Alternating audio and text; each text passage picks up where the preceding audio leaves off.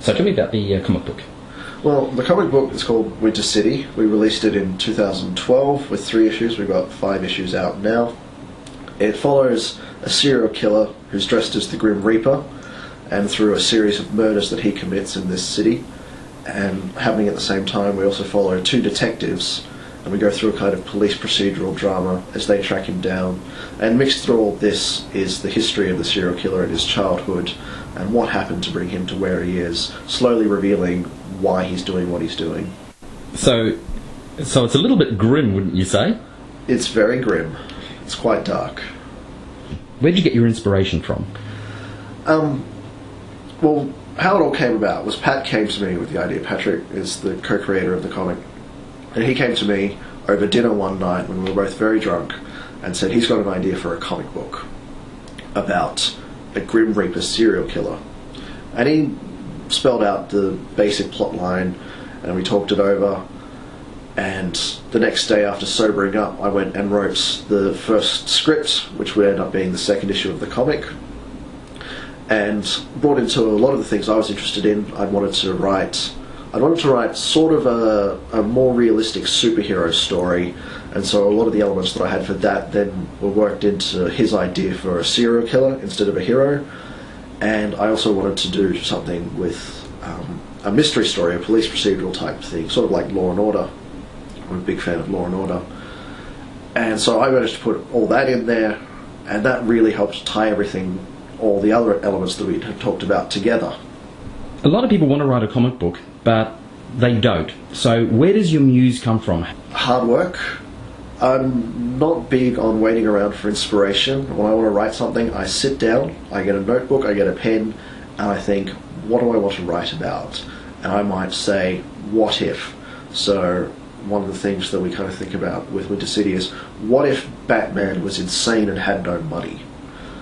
And so from that what if, we can start to build around that. And that's a really good foundation. Or we can think about, what if an English-speaking man is dumped with this Chinese-speaking child at the end of the world? Now that's just something I've made up on the spot right now. What if questions are really good, but sitting around waiting for inspiration doesn't work for me. When I want to write, I sit and I work and I create something to write. Now there's a lot of writers out there who have got great ideas, but they don't know how to go about creating a comic.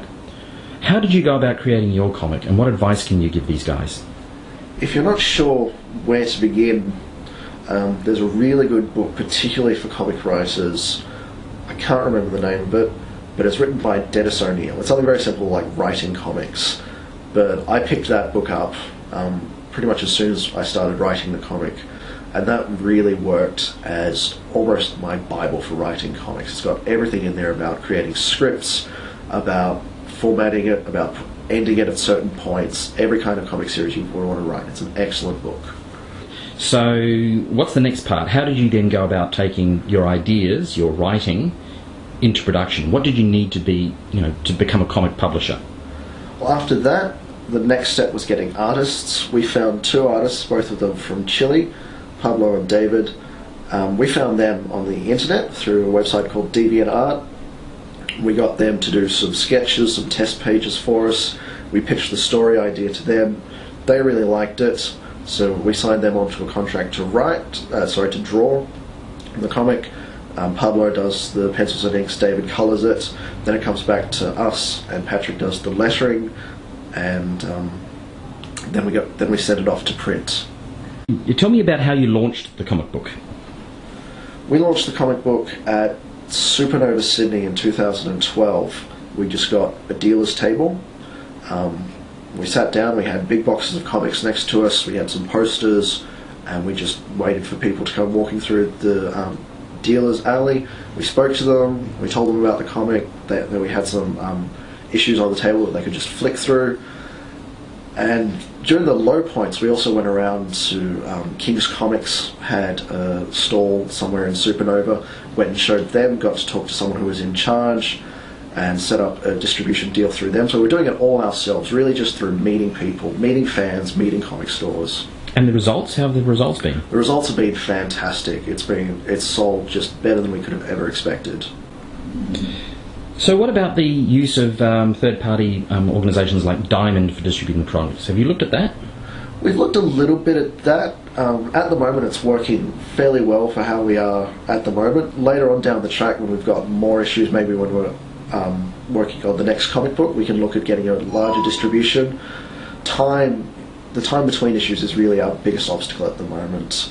Before we could go to a massive distributor, you really need to be able to get them out faster than once every 6 months, which is what we're doing at the moment. You can also do digital distribution. We're doing that. We distribute the comics digitally through Cloud9 Comics, and you can get that on any kind of smartphone or tablet device. How are the online sales going? I actually don't know. Okay, fair. Rightio. So, advice to potential comic book creators out there. What 3 pieces of advice could you give them? 3 pieces of advice. Read about making comics, particularly the book by Dennis O'Neill. There's another guy, Scott McCloud, I think his name is. He writes books on making comics. Read what they have to say, because they will tell you all the technical things that you probably don't know. Read actual comics that are being published now, that have been published, indie stuff, mainstream stuff, superheroes, mystery comics, everything you can get your hands on. And really, when you're reading, look at what you're reading. Look at how the panels are laid out. Look at how the dialogue is written, where the issues end, where they begin.